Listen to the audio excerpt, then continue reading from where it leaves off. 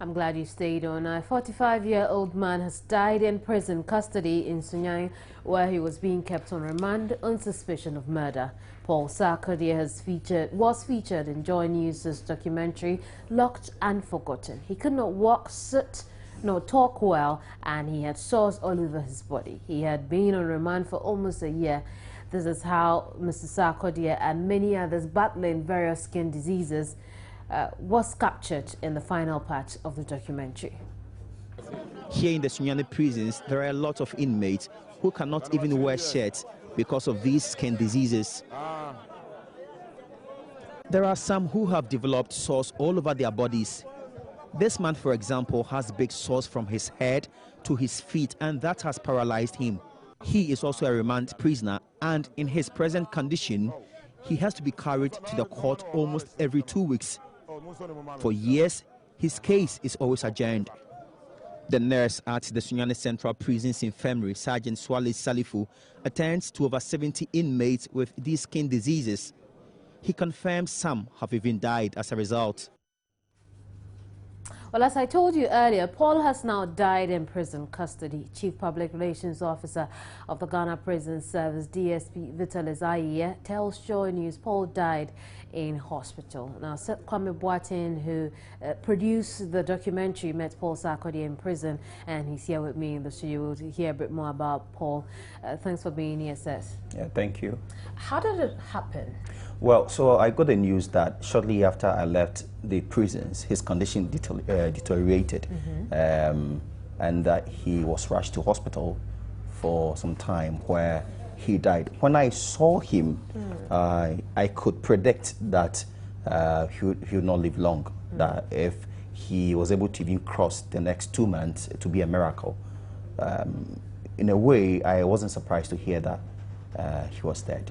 Now, for the purpose of those who may not have seen this documentary, describe the state in which you saw Paul. Okay, so when I got there, I asked the authorities to bring me some of the inmates who were battling the skin diseases that you mentioned, and they brought a number of them, and I saw them carrying a man. I asked what was wrong, and they told me that he was also a remand prisoner, and that he had developed this. They have a local name, Nkusa or whatever. It's a skin disease. He had developed that, and his had even gone up and had turned into sores. So I could see sores all over his body. He couldn't walk. He was paralyzed. Yet he was being taken to court almost every 2 weeks. And you know, to be tried for for the murder charge. And they kept remanding him until his condition deteriorated and he was sent to hospital. You know, when you're a remand prisoner, the prison officers can't take you to hospital. They have to call the police because you are in the care of the police, even though you are in the prison. So they called the police to come. It took a while before they came to take him to hospital. You met him, you saw him. What would you say about the kind of medical attention he received? Well, I asked the PRO, who told me that he can't tell if he got the best of medical attention. And he also added that Sarkodie had a mental problem. So, you know, we have spoken about the number of inmates in our prisons who have mental conditions. But so, yeah, and Sarkodie, I'm told, is one. How long had he stayed on remand? He had been there for almost a year. Almost a year. Yes. And he didn't come there sick, did he? No. Indeed. So what happens now from here with regards to his story and death? Well, I'll have to get more from the authorities now. They have only confirmed his death to us, and we will take up the rest. I see. Thank you very much. This must be really hard for you. I mean, either somebody you met, you were trying to highlight his problem, and then you just receive a call that he died. How do you feel about it? Well, it's sad, but like I told you, the state or how I saw his condition, I could predict. You were not surprised? Yeah, I wasn't surprised. I could predict that because he couldn't talk, he couldn't walk, he couldn't do anything. The next day, when I went back to the prison, I saw him lying there with flies all over his body. Oh, wow. Yeah. Right, thank you very much, Seth Kwame Boateng produced the documentary Locked and Forgotten. Away from that, the managing director of Go TV Ghana, Cecil Sunkwat Mill, says migration onto a digital platform will relatively increase internet connectivity in the country and make internet speed faster than what we already know. The digital migration process will start in June this year and will see all free-to-air channels migrated onto a set-top box. Mr. Sunkwat Mills also says the process will not only increase the number of television stations in Ghana, but define the scope of operation as well. We have to go digital because, you see, currently, I'll make it very simple. We have 21 TV stations that are licensed. So it means that each of these TV stations uses one frequency. So it means the NCA has given out 21 frequencies, which is a lot of frequencies. Now, frequencies sit in a bandwidth and they can get finished. Okay, the comparative example is if you tune your FM station now, you see that as you tune your FM station, it's almost full. So it tells you that frequency can get finished. Now, it's the same thing is happening to TV. So the ITU, which manages frequencies worldwide, has asked that there's a technology which will help us save frequency and use it more efficiently. So now with DTT, what happens is that one frequency can accommodate, depending, sometimes up to 24 channels. So it means that all our TV stations, which are sitting on 21 frequencies, can all be put into one frequency. And then it will save that whole bandwidth, and it can help to improve other things like telecom, data. We spoke about 5G, for example. It can, all these things, the frequency can be used for that. So it's actually to save that dividend for us. Does that mean that we could have more TV stations? It's yes and no, because with the business of television, it's content. It's content, and out of that people develop strategies. You would have a lot of stations, but content is limited. So you will find that though we have stations, you find some stations begin to strategize and focus on different targets. Some people will focus on religion, some will focus on maybe children, some will focus on news. So we would have more stations, but it does not necessarily, because of the limited amount of content and advertising revenue, it also becomes quite competitive. But it does improve the number of channels that you will get. The Deputy Minister for Communications says migrating into a digital platform will reduce transmission. Atusapon says consolidating the channels will go a long way to save the broadcasters some amount of money that can be channeled into other parts of the business. You're speaking on the Super Morning Show on Joy FM.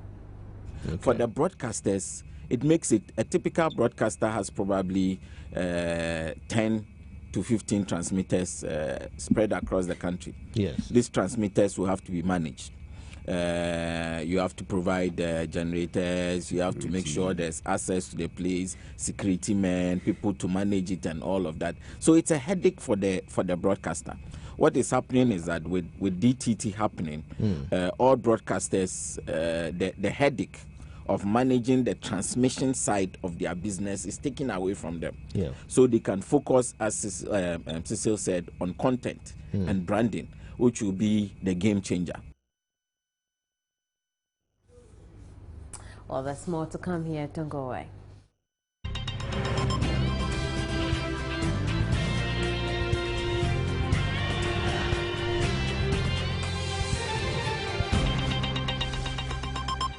Thanks for staying on the program. Now, calm has returned to Pung, a community near Tema, following Tuesday's violent demonstration.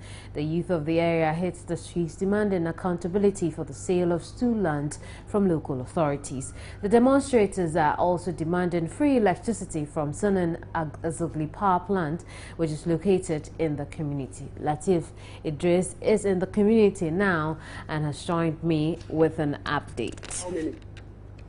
Hello, Latif. Hello, Cameron. Tell us what is happening now in Pung. Yes. Like I reported in the morning, Pung is calm now. And as soon as we got here, some of the youth actually started coming out. And so they came to us to tell us exactly what the situation is. We also witnessed for ourselves that the whole town was calm at then. But as soon as we started granting interviews to one or two of them, we had most of them coming out from their homes, joining in, and then they started making noise all over. Now, the police had to come in to maintain calm. Now, this youth actually started shouting and hooting at the police, and then, hitting at their vehicle, and all manner of things started happening. So we realized that the situation was getting bad. We had to get our cameras and everything back into the car. So we left the place and back to the police station, where we met the PR, who also told us exactly what the police is planning to do going forward. I see. So what is it that the police is planning going forward? Yeah, going forward, yesterday, the impression I got was that they will be here for 3 days, and then after 3 days, they will pull out. But looking at what has happened today, the police have a different opinion. Now, they are saying that they will be here till they can confidently say that the situation is completely resolved, and that even in their absence, things wouldn't degenerate. So they will be here as long as they deem right.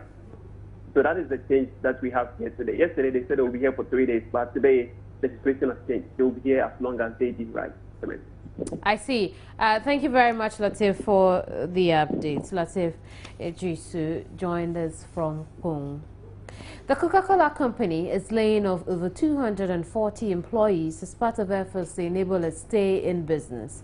The company began the layoffs in response to the worsening effects of the power crisis on its operations. General Secretary of the Industrial and Commercial Workers Union, Solomon Coca, says his outfit is inundated with redundancy letters from manufacturing companies. He warns the unemployment situation in the country could worsen if drastic measures are not taken to resolve the power crisis. Joy Business's George Riafe explains the situation in the manufacturing sector.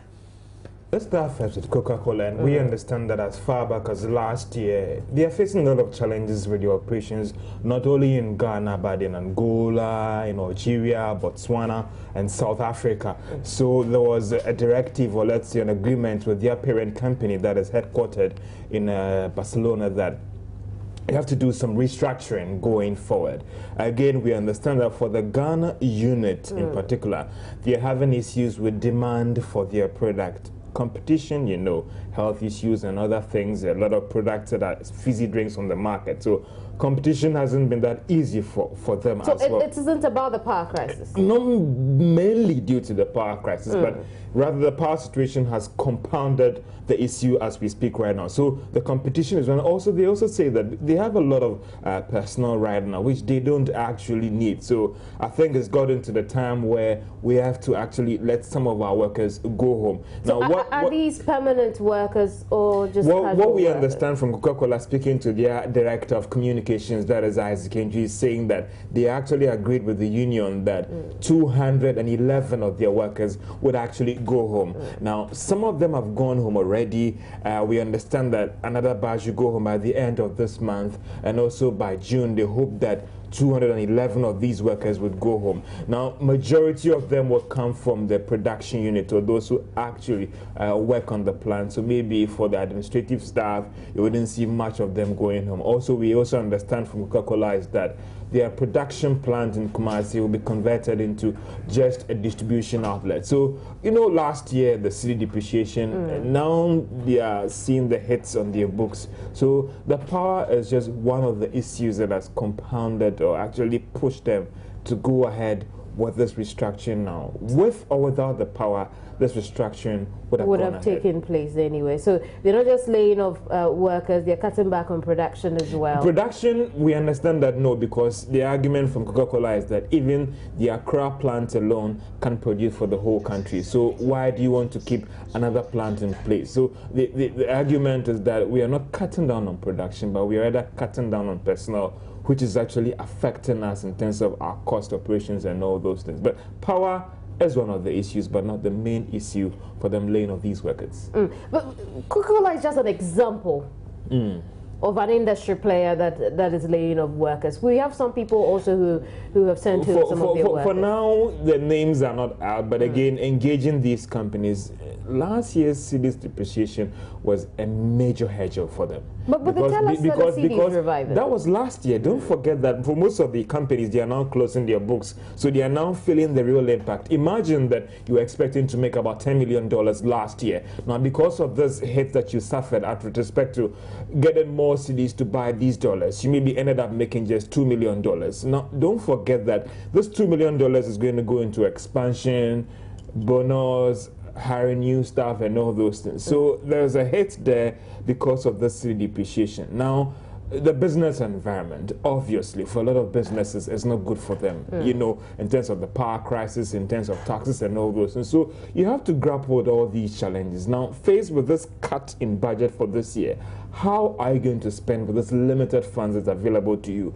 Staff is always a major thing for a lot of businesses, where you have to pay SNIT, bonuses, or other packages as well. So often the staff numbers are the easiest thing to do to slash down on the number and look at how you can work with the limited budget that you have. So the power has compounded issues. You have to spend more on your fuel for this year. How do you manage as a business? So the best thing for you to do, or what they say is the best thing for them to do, is to allow some of these workers to go home. We hear that more businesses might also be announcing this restructuring and downsizing the operations, actually. So if you have about 3 plants scattered across the country, maybe it might be good just to work with 1 plant. And a typical example of what Coca-Cola is doing is to convert that manufacturing plant to a distribution outlet. Don't forget when British American Tobacco, when they actually cut down on production here in Ghana, ended up being a distribution outlet. Even with Unilever, some products are no longer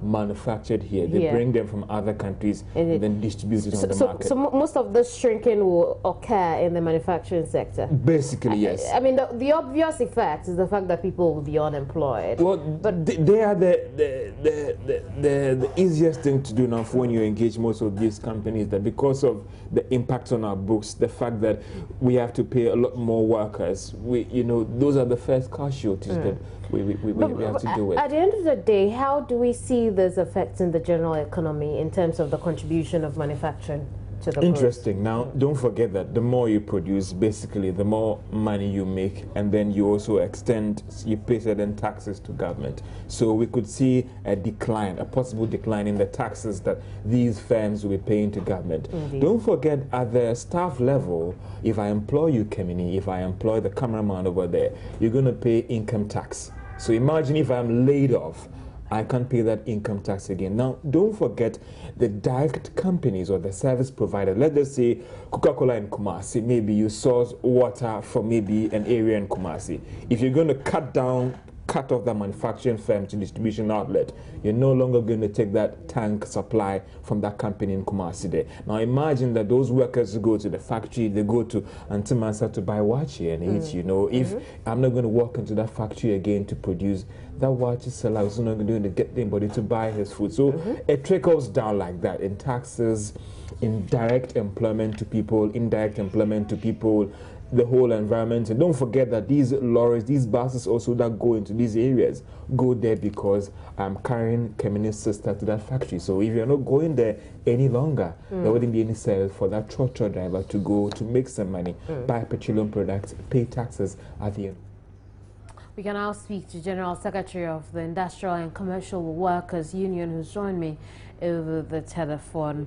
As well, I think we have lost Solomon Kote there. Would put in efforts to raise him over the telephone again and bring back the story. In the meantime, let's take a look at some other issues. The Union of Informal Workers Association is demanding that the Labour Act be reviewed. They are also calling for a revival of the adult education program to build the capacity of informal workers to aid the formalization process of the sector.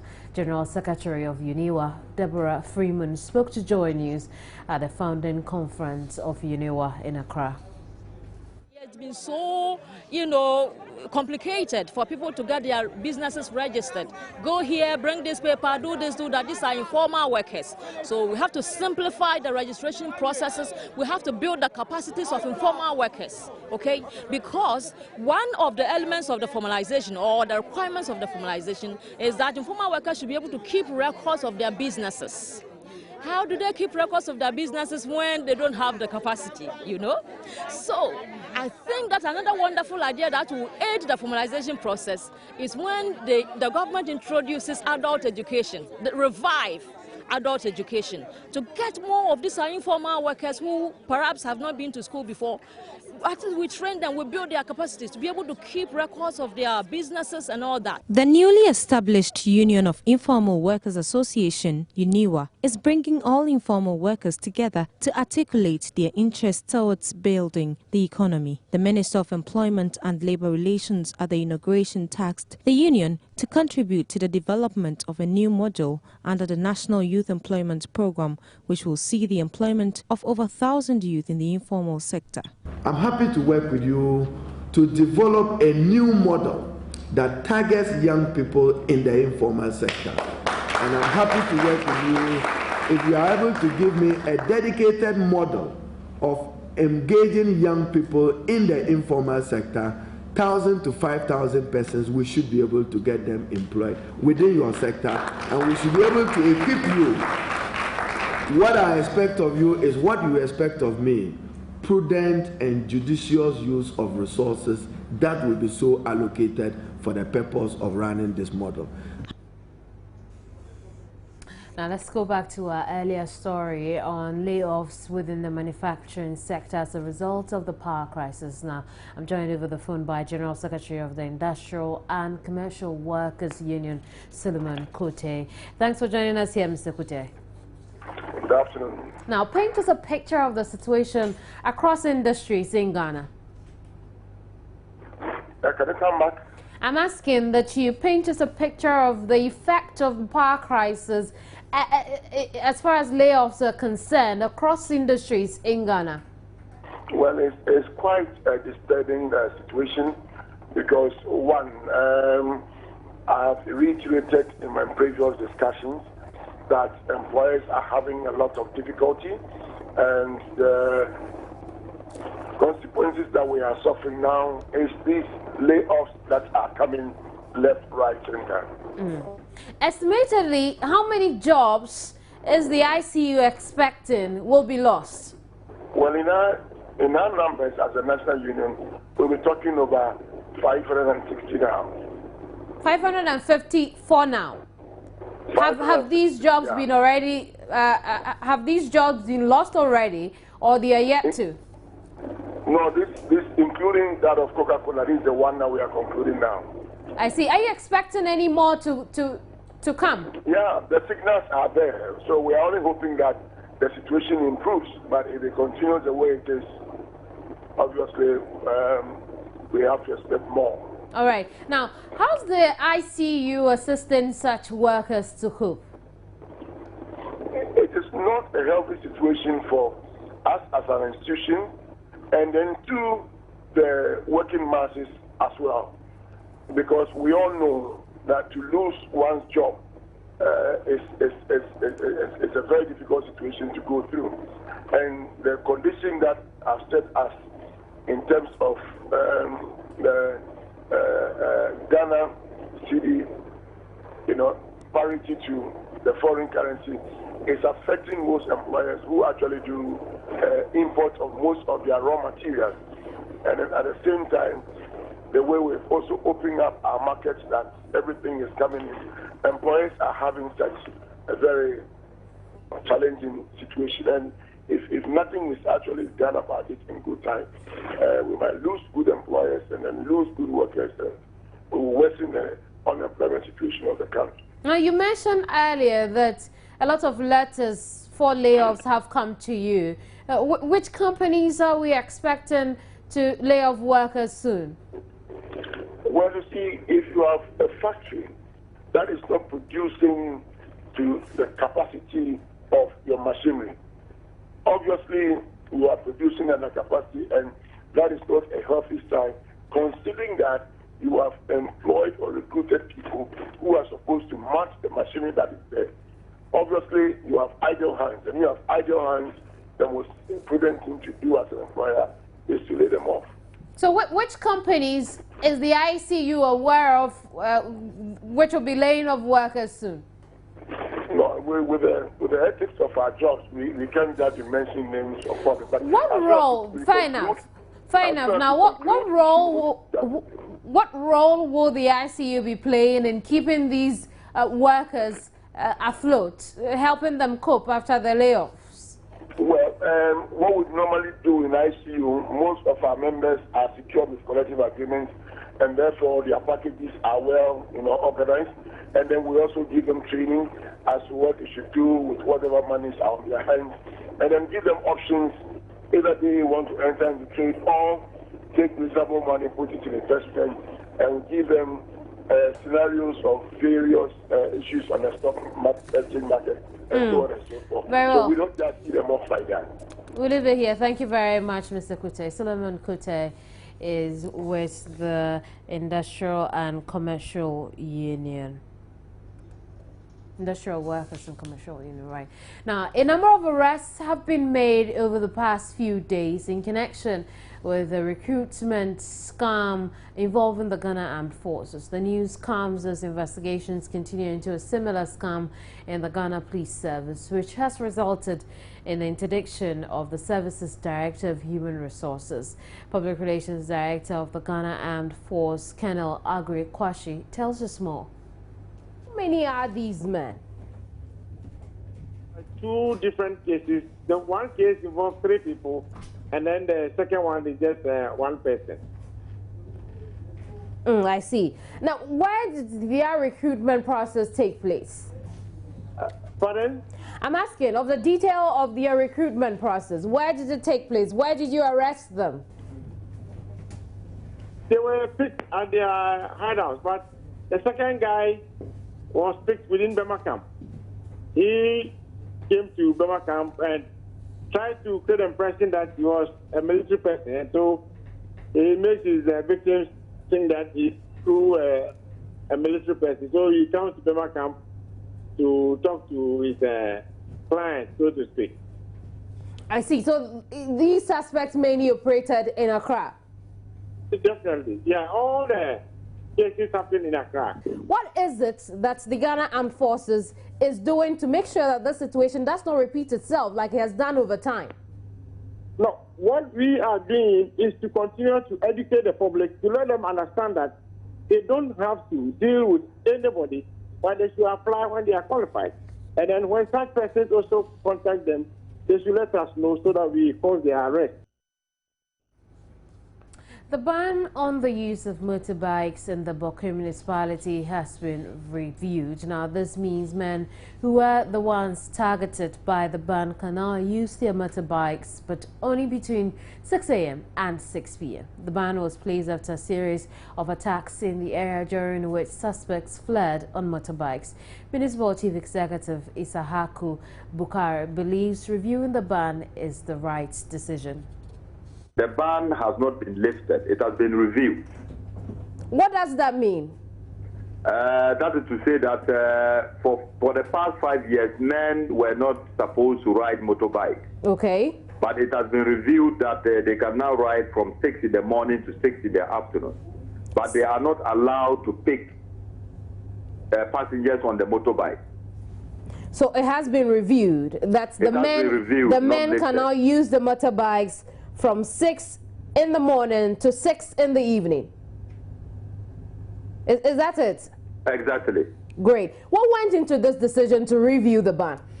The ban was imposed because of certain factors at that particular instance, where there was a lot of there was tension and a lot of disturbances within the Boku municipality, the then Boku municipality, where Pusuga and Binduri were still part of that. People were using motorbikes to cause mayhem. Two people would sit on motorbike and go and fire at other people and run away.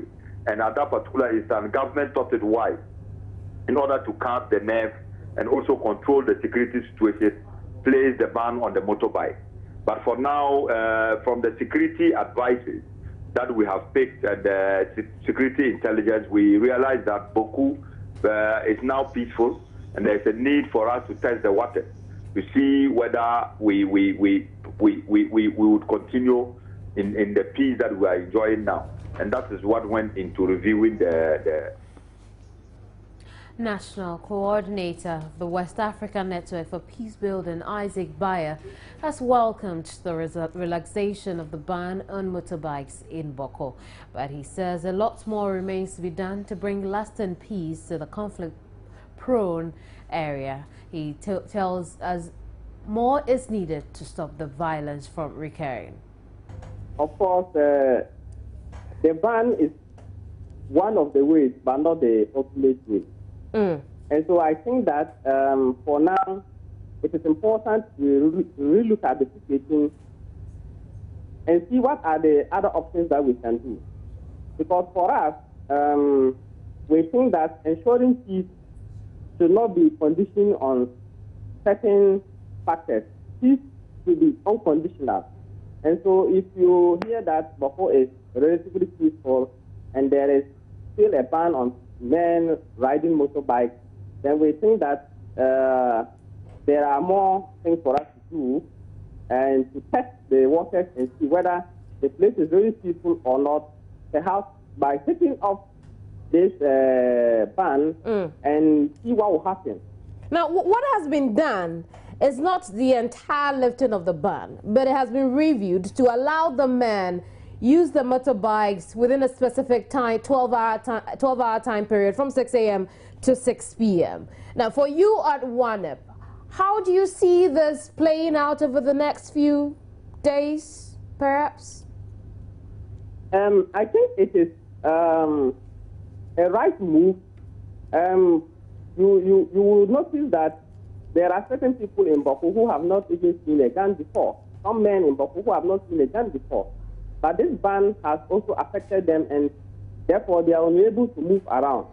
And so when such people are, oppressed for a very long time, then the possibility of them also now engaging in other acts that are not lawful is high. And so I think that this review that will allow men to ride motorbike within certain periods of time is a good gesture. We just have to observe the situation and monitor it for a while and see how things play out. But even when the ban was in full, it was being employed fully, there were still issues of or pockets of crime which could have been or could not have been related to the main Boko issue or the main Boko dispute. How do you see this review playing out on the security situation in Boko? Are we seeing it having an impact on the security situation in Boko?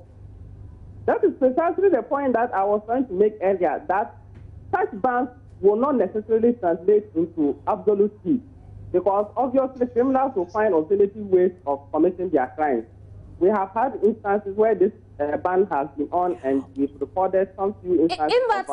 In that sense, what would you be expecting the security personnel or the security council to do while this ban has been reviewed?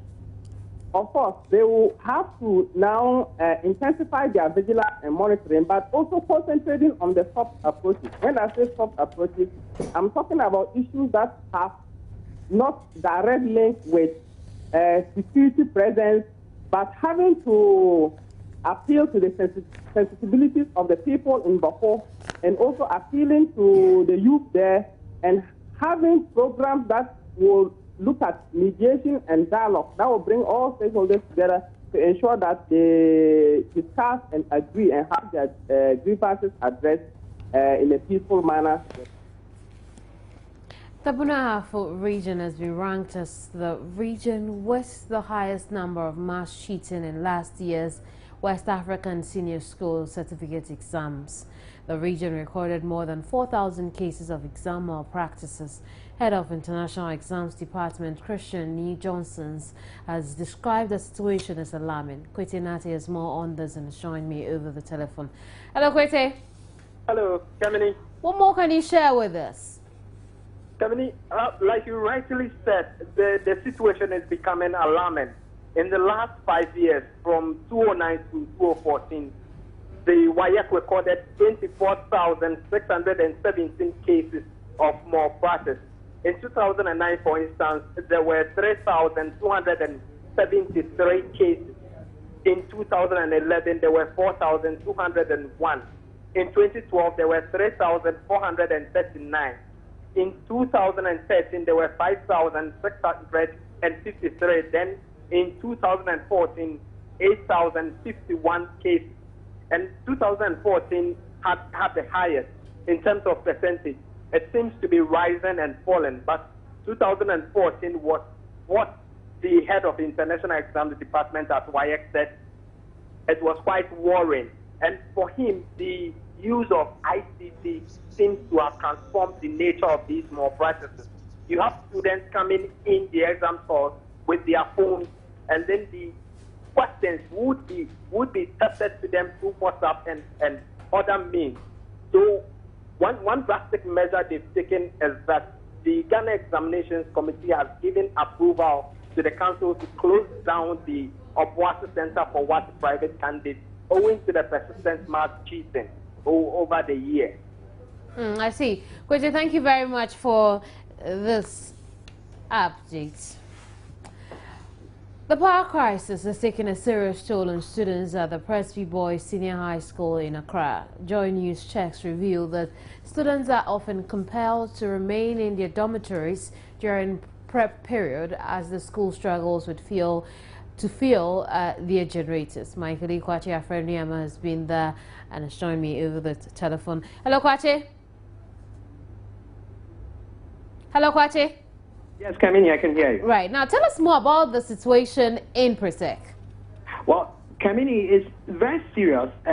Actually, the school's power plant serves the entire Presec community. That includes 10 houses for students, dozens of teachers' bungalows, and classroom blocks, as well as the Presec Basic School, which is thus close by. Mostly, the lights go up during the daytime, and the school authorities have to power the plants at this period, that's during the daytime, and they say that it's difficult to run the equipment during the day and night. So the only option they have then is to put it off during the evening, which is also the prep period when the students are done then with their normal classes and now have to learn other subjects and read and prepare for the next day. Remember, WASSCE has also already begun with the practicals now. I spoke to some of the students here who explained that it's impacting negatively on their studies. Most of the time in the evening, with the prep period, they spend time idling about. Some also told me that they try as hard as it is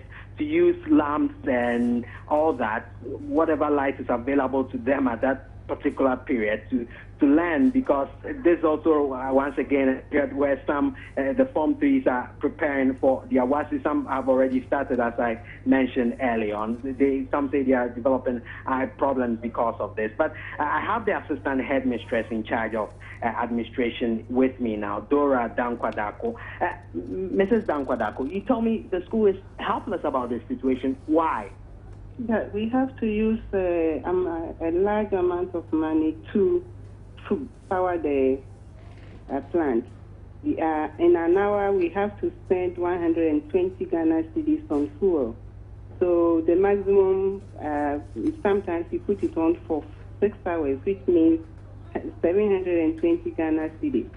In the night, too, when there is no light, we have to put it on for 3.5 hours for the students to do their prep.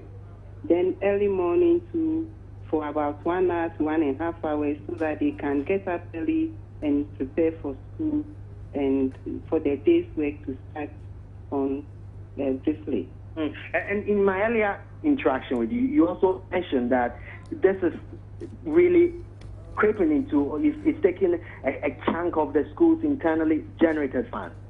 Yeah, the school's generated fund is not something that comes often. It is only during holidays that people come to rent a place for activities that we can generate this fund. And there is no money that comes from government to pay that. fuel to fuel the plant. So that is where we have to take the money from. This money, internet-generated funds, sometimes we use them to renovate bungalows, classrooms, and other things. Things that are broken down, we use them to fix them. And if we are using them on fuel, then it means when a pipe broke down, you can't get money to fix the pipe or any other thing. And that is why it is turning on heavily on our budget. But you've talked about all the reasons you are finding it difficult to deal with this problem. My checks reveal that you have some solar plants available. Why are you not exploring that option? Yeah, we have solar plants, but it's only for one block. We have about 10 blocks of classrooms and more. And it's only just one block that has the solar panel. And even the initial bulbs that we're using, they use 58 watts.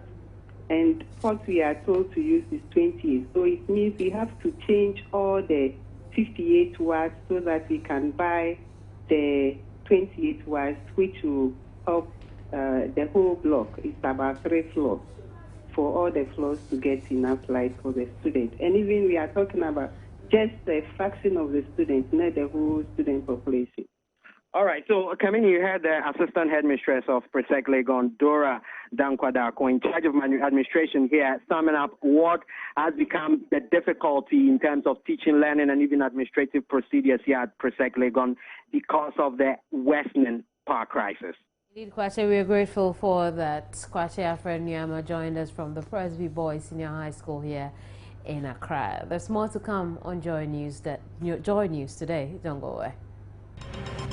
Good afternoon, my name is Baba Tando. Let's talk sports. Now, the coming weekend will be a very busy one, especially for Kumasi, Asante Kotoko, and Accra Hartlefolk as they play in the CAF Champions League and Confederations Cup, respectively. Now, Hartlefolk, they host Senegalese top flight side Olympic Ingor at the Accra Sports Stadium on Saturday. I have been joined on phone by General Secretary of Olympic de Ingor, Monsieur Alun Ben Bey, as we look ahead to the game. Bonjour, Monsieur.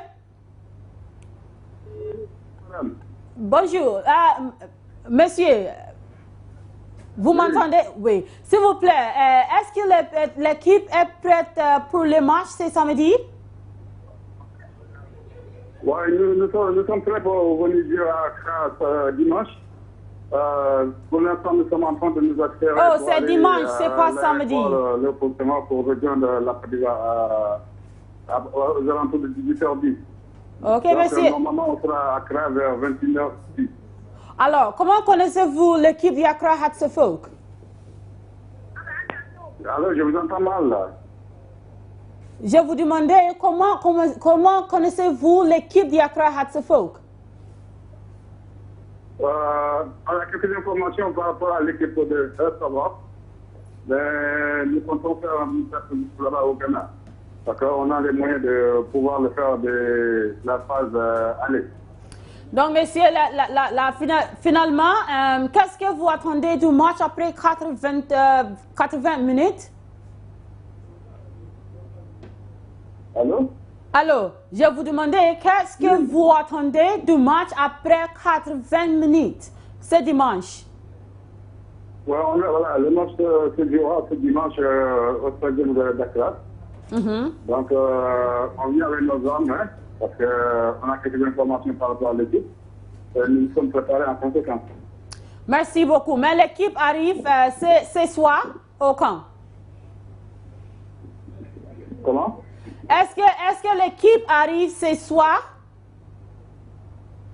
Ouais, on arrive ce soir vers 21h10 hein, à Accra. Ok, merci beaucoup, Monsieur Aline Beg. Ok, merci, au revoir.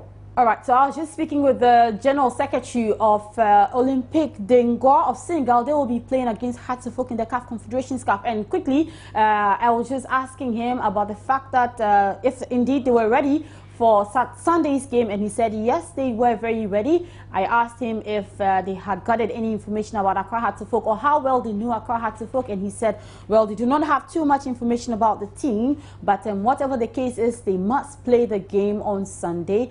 Again, I asked him about his expectation or his team's expectation after 90 minutes on Sunday, and he said, well, they're looking forward to nothing but a win, even though they know it will be difficult, and they will arrive in Ghana tonight. So we look ahead to that game. Remember, there will be live commentary of that particular game on your Super Hits Radio Joy 99.7 FM. But let's remain in Senegal, and this time around, I am speaking to my colleague Benedict Owusu-Dankwa, who is currently monitoring Ghana's representatives of the ongoing Africa Youth Championship, the Black Satellites. Hello, Benedict. Good afternoon. Hi, Baba. Good afternoon. Benedict, what's the latest with the Black Stars as we get ready for that game against Zambia tomorrow? Well, Baba, the team will train this game at 4, and that will be their last training session as we prepare to play Zambia tomorrow. And also, there will be a press conference. That's the CAF press conference ahead of the game at the stadium. That will be at 2:30, and we are expected to have the coach Elastic and Captain Owusu-Dankwa, answer questions from the media men that will, turn up at that press conference. And also we'll get a Zambian coach and their captain also attending that press conference. And one thing that I should tell you was that the technical team actually has been boosted. The arrival of the UK-based physical trainer, Omar Abdulaziz. This gentleman, arrived at the camp last night, and I spoke to him last night, and according to him, he has 2 degrees in sports science, and as a female team in Dubai. Well, what exactly he's coming to do is similar to that of what Kenny Lawrence did with the Black Stars during the Africa Cup of Nations in October. So he's here as a physical trainer to the team. Actually, I remember very well when I was in Ghana before leaving for Senegal, I had an opportunity to speak to the FA president when he told me that Jim Lawrence and Gerard News will be joining the team. But when I came here, I saw Gerard News and I asked about Jimmy Lawrence, and I was told he was not feeling too well. So probably maybe because of his inability to make it to Senegal, that's why they employed the services of Abdul Omar Aziz, who is an Iraqi born that is based in the UK. He said he's been in this job for over 15 years and has worked with clubs like Chelsea and Arsenal. And as I noted, he will play a similar role as that of Jimmy Lawrence during the AFCON tournament. So basically, this was been happening here. The team will train this again at 4 o'clock, and that will be their last training session before the game tomorrow, and there will be a press conference which will be at 2:30 at the stadium. Thank you very much, Benedict Owusu-Dankwa, for that wrap on the Black Satellites team as they get ready to play against Zambia in their second Group B game of the ongoing Africa Youth Championship in Senegal. And that'll be it for sports. My name is Baba Tando. Have a good afternoon. Well, now President John Mahama says he will ensure that he maintains fiscal discipline despite the threats of demonstrations, so he does not go out of sync with the budget. He was speaking at a meeting with the Ghanaian community in Botswana.